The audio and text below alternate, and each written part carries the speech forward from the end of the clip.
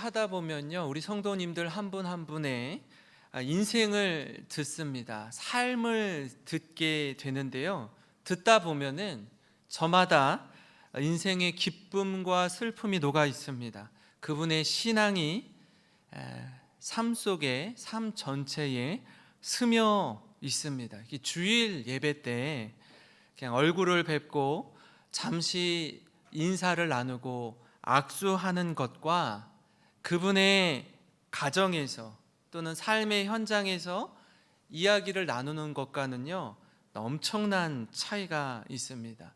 주일에는 우리 성도님들께서 자신이 가지고 있는 옷 중에서 가장 좋은 옷으로, 가장 정갈한 옷을 입고 이 자리에 와서 같이 만나지만, 주중에 또 치열한 삶의 현장에서는요, 우리 성도님들의 그 날것의 모습으로 만납니다. 그 찰리 채플린이라는 그 개그맨이, 올해 희극인이 말한 것처럼 인생은 가까이서 보면 비극이지만 멀리서 보면 희극이다라는 말이 있습니다. 그러니까 멀리서 볼 때는 모든 사람들이 되게 아름답고 멋지고 기쁘고 즐겁게 보이는 것처럼 보이지만, 가까이서 보면 이 한 분 한 분의 삶이 얼마나 치열한지 모릅니다. 그런가 하면 제가 우리 성도님들을 이렇게 만나면서 늘 마음에 새기는 그 시 한 편이 있습니다. 여러분도 아마 잘 알고 계신 시일 수도 있는데요, 정종현 씨의 방문객이라는 시입니다. 제가 한번 읽어드리겠습니다. 사람이 온다는 건 실은 어마어마한 일이다. 그는 그의 과거와 현재와 그의 미래가 함께 오기 때문이다. 한 사람의 일생이 오기 때문이다. 부서지기 쉬운, 그래서 부서지기도 했을 마음이 오는 것이다. 그 갈피를 아마 바람은 더듬어 볼 수 있을 마음, 내 마음이 그런 바람을 흉내낸다면 필경 환대가 될 것이다 라는 시입니다. 여러분, 그렇습니다. 우리가 한 사람을 만나는 건요, 그분의 일생을 마주하는 것과 같습니다. 그런 차원에서 목회자는요, 참 감사한 그 직업이라고 말하긴 그런데 감사한 그 자리에 있는 사람이기도 합니다. 왜냐하면 목사가 아니면 만날 수 없는 분들을 만나는 경우가 종종 있기 때문입니다. 그래서 목회자는요, 스펙트럼이 깊고 넓어질 수 있습니다. 그래서 누구라도 만날 수 있음에 얼마나 감사한지 모릅니다. 이처럼 오늘 본문은 바울의 인생 가운데 그렇게 바라고 기다리던 이제 마지막, 바울이 어디로 가기 원했어요? 계속 그의 땅 끝은 어디였어요? 로마였습니다. 로마로 가는 여정을 사도행전 27장과 28장에 걸쳐서 담고 있습니다. 우리는 사도행전의 시작이 어떠했는지 여러분 기억할 것입니다. 사도행전 1장 8절 말씀은요, 이렇습니다. 오직 성령이 너희에게 임하시면 너희가 권능을 받고 예루살렘과 온 유대와 사마리아와 땅 끝까지 이르러 내 증인이 되리라 하시니라. 여러분, 이 말씀이 그대로 구현되는 구절이 바로 사도행전 1장 8절을 거꾸로 하면 사도행전 8장 1절 말씀인데요, 한번 같이 읽어보겠습니다. 시작. 사울을 그가 죽임당함을 마땅히 여기더라. 그날에 예루살렘에 있는 교회에 큰 박해가 있어 사도 외에는 다 유대와 사마리아 모든 땅으로 흩어지니라. 아멘. 성령이 임하면 예루살렘과 온 유대와 사마리아와 땅 끝까지 복음이 전해지는데, 여러분, 그 땅 끝까지 복음이 전해지는 과정에 그 교회를 향한 박해가 있어요. 박해로 인해서 어쩔 수 없이 불가피하게 예루살렘을 떠나서 유대와 사마리아 모든 땅으로 흩어지니라 이렇게 기록합니다.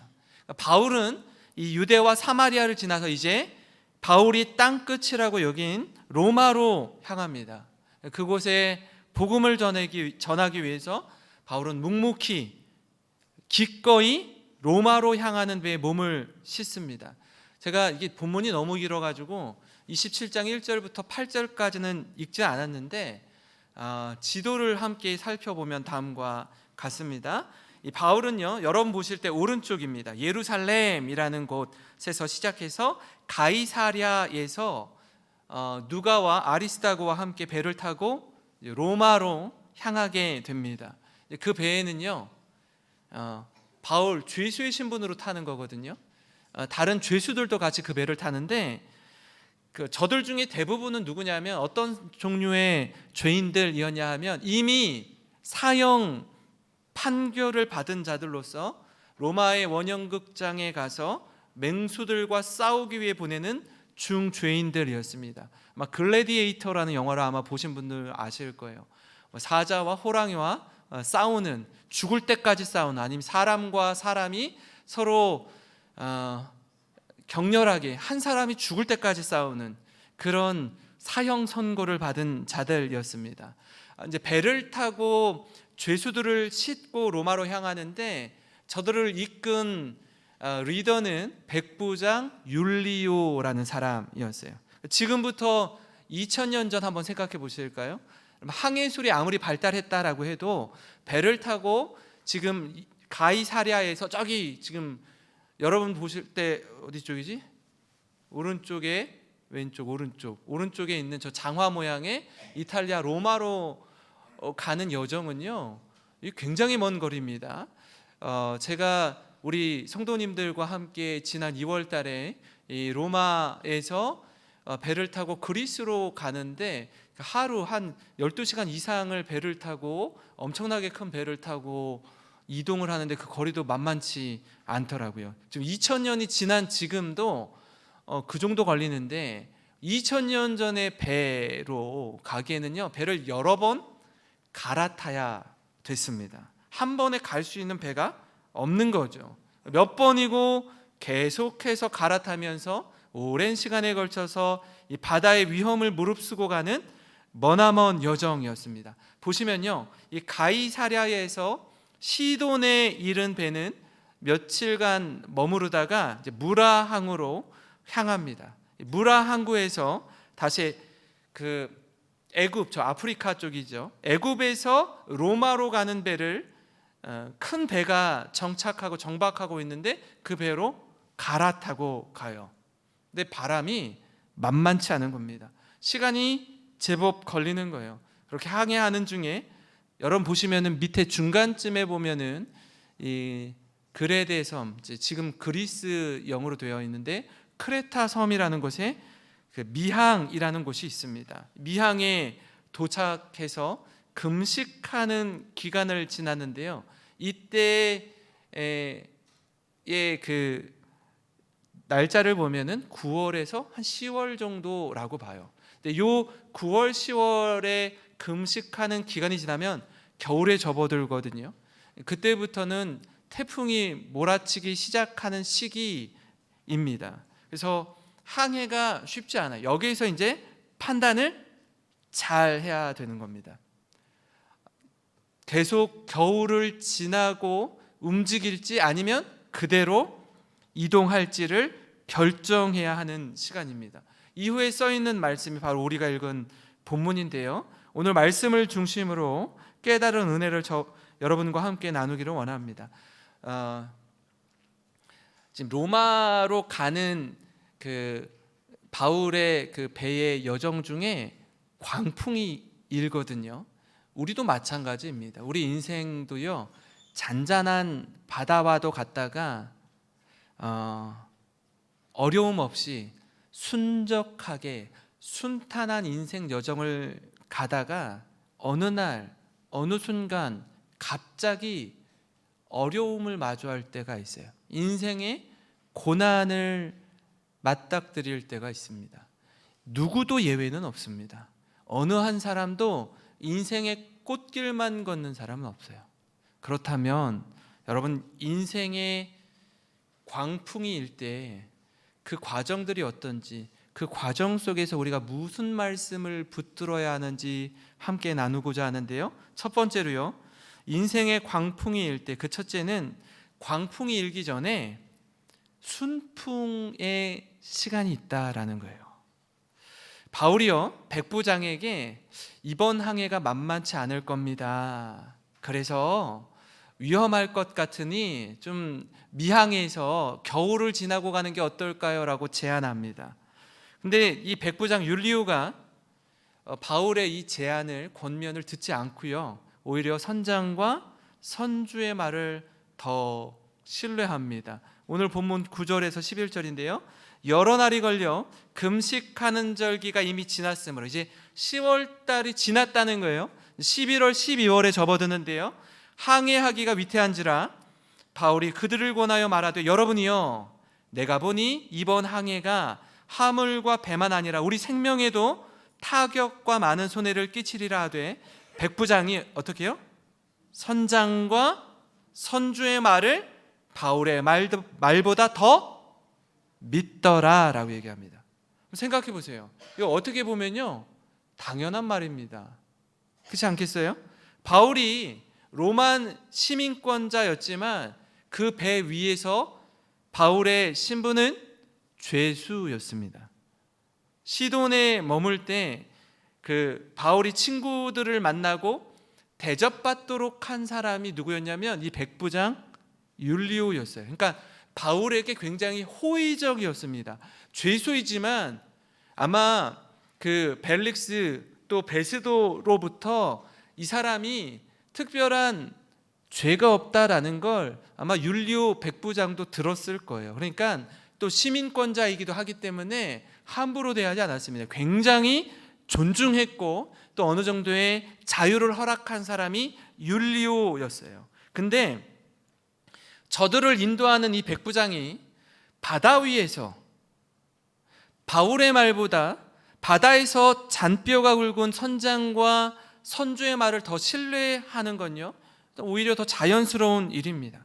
선장과 선주뿐 아니라 미항보다는, 지금 미항에 있는데 베닉스에 가서 겨울을 보내는 것이 더 좋겠다는 의견이 많은 거예요. 그러니까 다수결의 원칙으로 따져도 지금 바울의 이 제안이 뭐 선장과 선주나 함께 배를 타고 있는 사람들조차도 베닉스에 가는 게 더 좋다라고 이야기하는 거예요.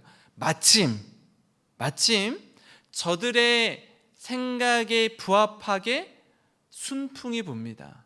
바람이 고요하고 바다가 잔잔한 거예요. 12절 13절인데 한번 같이 읽어볼까요? 시작. 그 항구가 겨울을 지내기에 불편하므로 거기서 떠나 아무쪼록 베닉스에 가서 겨울을 지내자 하는 자가 더 많으니, 베닉스는 그레데 항구라. 한쪽은 서남을, 한쪽은 서북을 향하였더라. 남풍이 순하게 불매 그들이 뜻을 이룬 줄 알고 닻을 감아 그레데 해변을 끼고 항해하더니. 제가 지도를 가만 보니까요, 미항이랑 베닉스 항구는요 같은 크레타 섬에 있는 항구예요. 한번 보세요. 지도를 한번 다시 보여주실까요? 지도를 보면요, 가운데 한번 보세요. 섬이 하나 있는데 미항이라고 써 있고 바로 옆에 베닉스라고 써 있어요. 그러면 그 거리가 굉장히 짧습니다. 근데 이제 미항이라는 항구 자체가 겨울을 지나기에는 적합하지 않은 항구라는 거예요. 그러니까 조금만 더 가잖아요. 조금만 더 가서 베닉스에서 겨울을 지내자라고 하는 거예요. 그 조금만 더 가는 걸 참지 못해 가지고 배를 모는데 어떻게 해요? 남풍이 순하게 불더래요. 그러면 무슨 생각을 하겠습니까? 거봐, 우리가 맞잖아. 우리 생각이 맞잖아. 바울이 틀렸어 라고 생각할 거예요. 제가 이 말씀을 준비하다가 그 요나서 말씀이 생각나더라고요.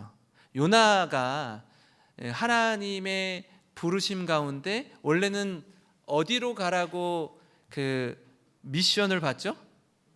니느웨로 가라고 합니다.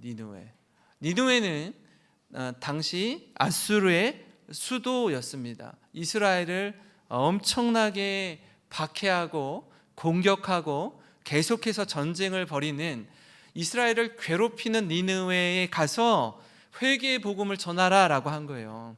요나 선지자가 동의가 안 되죠. 하나님의 뜻을 거슬러서 이 니느웨가 오른쪽 위에 있다면 다시스는 스페인이에요. 스페인.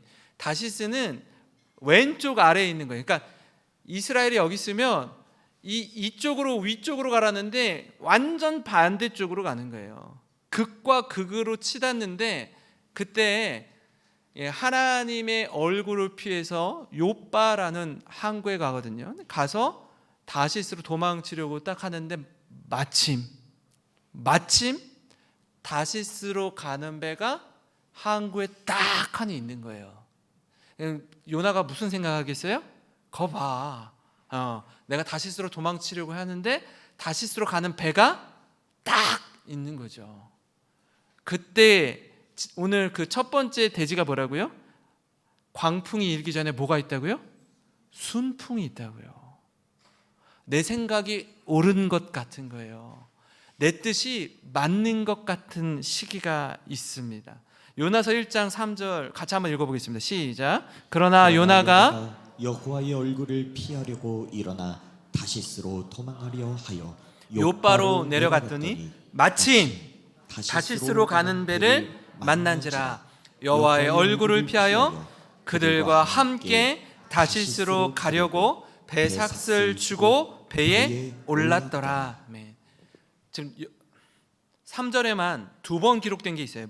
어떻게? 요나가 여호와의 얼굴을 피하려고, 여호와의 얼굴을 피하기 위해서 도망칩니다. 내키지 않는 하나님의 말씀에 순종하기가 싫었어요. 그래서 자기 마음대로 자기가 원하는 대로 행합니다. 여기서 마침이라는 단어가 나와요. 마침. 우리가 하나님의 뜻을 거슬러서 어떤 일을 할 때,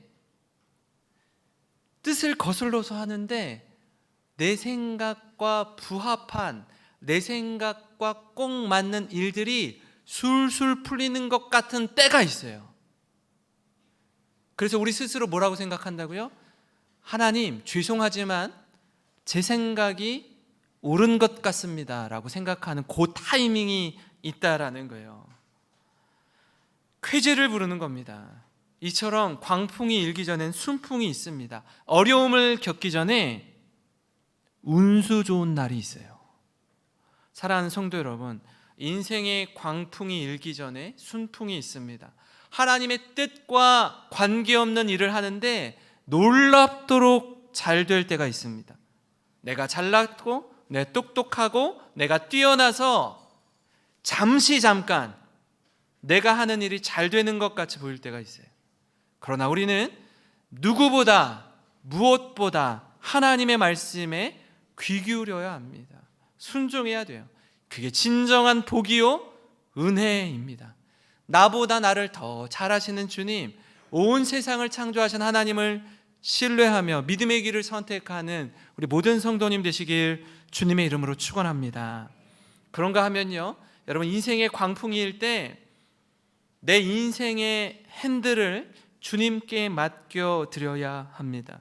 내 마음대로, 내 뜻대로 하는데 잠깐 잘 되는 것 같아요. 그러나 아쉽게도 그 시간이 오래 가지 않습니다. 잠시 후에 유라굴로라는 광풍이 크게 일어납니다. 14절 15절인데요 얼마 안 돼요. 섬 가운데로부터 유라굴로라는 광풍이 크게 일어나니 배가 밀려 바람을 맞추어 갈 수 없어 가는 대로 두고 쫓겨가다가, 백부장 율리오는요 선장과 선주의 말을 듣고 배를 띄웠습니다. 배의 방향키는 누가 쥐고 있어요? 선장이 쥐고 있어요. 그죠? 예. 배에서 잔뼈가 굵은 저들입니다. 백부장은 바울의 조언보다 키를 잡은 선장의 말을 더 신뢰했습니다. 그러나 광풍을 만나자 배가 바람에 밀려서 선장이 원하는 방향으로 가지 못해요. 이제 그저 바람에 따라 이리저리 떠밀리는 거예요. 한번 생각해 보세요. 방향키를 잡고 있는데 할 수 있는 게 아무것도 없어요. 저들의 오랜 경험, 저들의 실력이 속수무책인 거예요. 할 수 있는 게 없습니다. 심지어 시간이 지나면 지날수록 바람이 잠잠해지는 게 아니라 더 급박한 상황에 몰리게 되는데요. 27장 17절부터 19절을 현대인의 성경으로 보면 이렇습니다. 우리 함께 읽겠습니다. 시작. 선원들이 끌어올리고 밧줄로 선체를 둘러 감았다. 그리고 그대로 가다가는 모래톱에 걸릴까 두려워 돛을 내리고 바람에 밀려다녔다.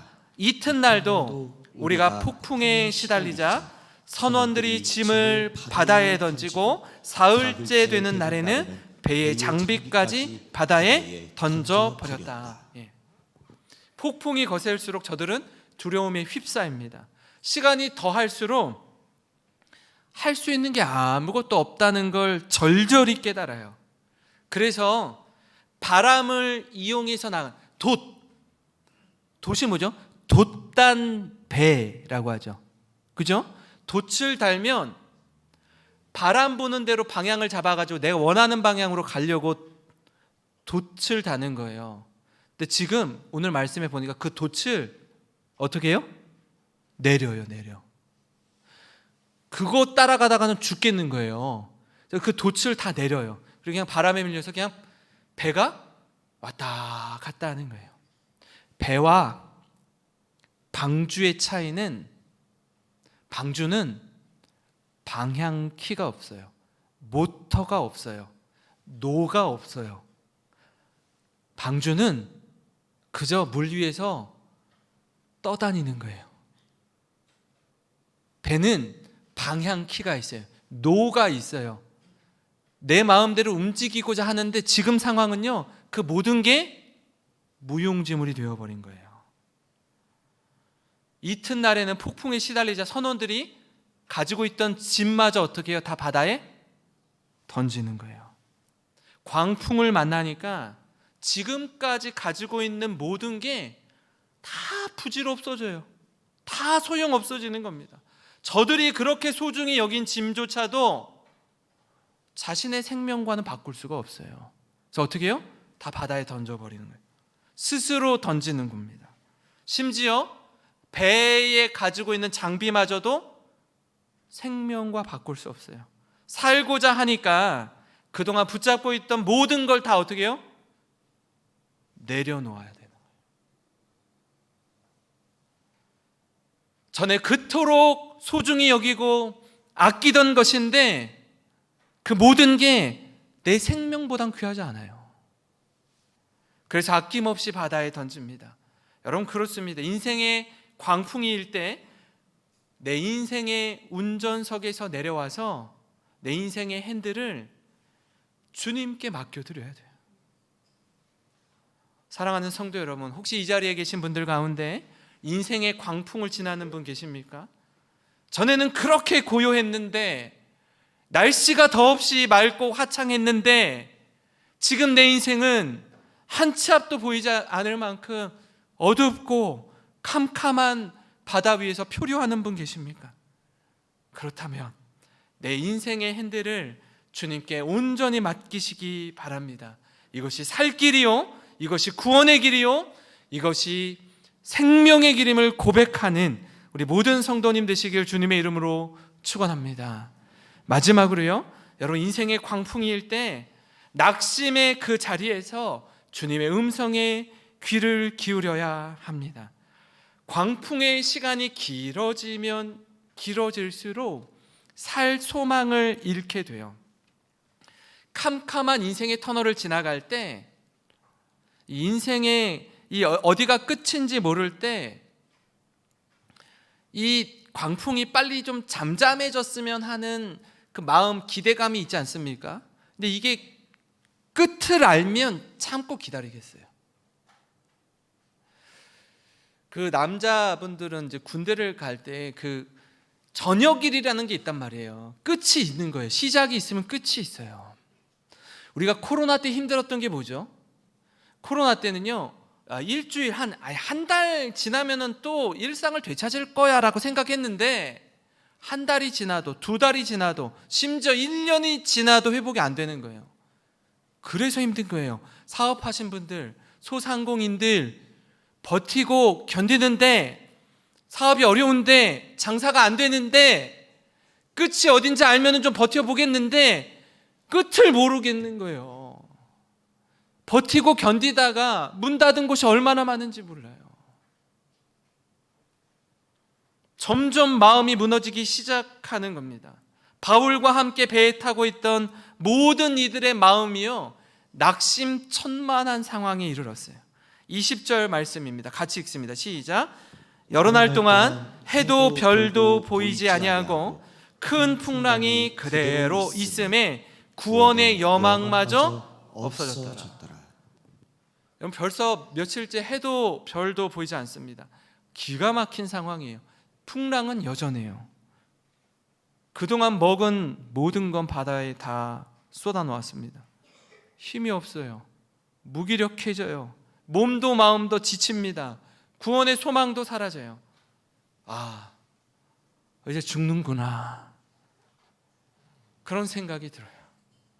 바로 그때 그 절망의 끝자락에서, 낙심과 절망의 한복판에서 바울이 소망의 메시지를 전합니다. 22절부터 25절인데 제가 한번 읽어드리겠습니다. 내가 너희를 권하노니 이제는 안심하라. 너희 중 아무도 생명에는 아무런 손상이 없겠고 오직 배뿐이리라. 내가 속한 바 곧 내가 섬기는 하나님의 사자가 어젯밤에 내 곁에 서서 말하되, 바울아 두려워하지 말라. 내가 가이사 시저 앞에 서야 하겠고 또 하나님께서 너와 함께 항해하는 자를 다 내게 주셨다 하였으니 그러므로 여러분이여 안심하라. 나는 내게 말씀하신 그대로 되리라고 하나님을 믿노라. 저는요, 이 모습을 딱 보면 죄수인 바울이 오히려 이 배의 선장처럼 느껴지더라고요. 하나님과 함께하는 바울이 이 배의 방향 키를 잡고 있는 것처럼 느껴집니다. 바울은 하나님과 함께한 사람이기에 어젯밤 하나님의 사자가 그 곁에 와서 주시는 말씀을 저들에게 전하는 겁니다. 이 배에 타고 있는 단 한 사람도, 바울로 인해서 바울과 함께하는 이들도 모두 생명싸개 안에 보호받을 것이라는 메시지입니다. 놀랍지 않습니까? 바울 한 사람 때문에 바울과 함께한 모든 이들이 구원을 얻습니다. 바울 한 사람 때문에 배에 타고 있던 모든 이들이 구원을 받아요. 이처럼 우리는 하나님과 함께하는 이 한 사람의 소중함, 그 위대함을 봅니다. 성경에 그런 인물들이 여럿 있습니다. 누가 그렇죠? 요셉이 그렇습니다. 요셉 때문에 요셉이 종으로 있던 보디발의 집이 복을 받아요. 요셉 때문에 애굽이 복을 받습니다. 또 누가 그렇죠? 다니엘이 그렇습니다. 다니엘 때문에 바벨론이 복을 받습니다. 또 누가 복을 받습니까? 에스더가 그렇습니다. 또 누가 그래요? 다윗이 그렇습니다. 하나님과 함께한 한 사람으로 인해서 한 가정이 복을 받거나 한 민족이 복을 받거나 한 국가가 복을 받습니다. 여러분, 이건 놀라운 은혜요, 기적이요, 감사입니다. 하나님과 함께하는 한 사람, 하나님의 마음에 맞는 한 사람, 하나님이 기쁨이 되는 한 사람이 바로 이 자리에 계신 우리 영생교회 성도님이시기를 간절히 소망합니다. 사랑하는 성도 여러분, 여러분 그렇습니다. 우리 인생을 살다 보면 광풍 속을 지날 때가 있어요. 아무것도 보이지 않고 아무것도 들리지 않고 답이 없고 대책이 없는 듯한 절망의 한복판을 지날 때가 있다고요. 그런 때에는요, 어느 누구의 조언도 사실 귀에 잘 들어오지 않습니다. 어느 누구의 위로도 위로가 되지 않아요. 바로 그때 낙심의 자리에서 하나님의 음성, 주님의 음성에 귀를 기울이시기를 바랍니다. 왜냐하면 그 음성이 우리에게 생명이요 복이기 때문에 그렇습니다. 그 말씀에 순종하시기 바랍니다. 그 말씀이 우리를 살리는 줄 믿습니다. 그렇게 오늘 하루도 또 내일도 믿음으로 순종하고 승리의 기쁨을 누리시는 우리 영생교회에 속한 모든 성도님 되시길 주님의 이름으로 축원합니다.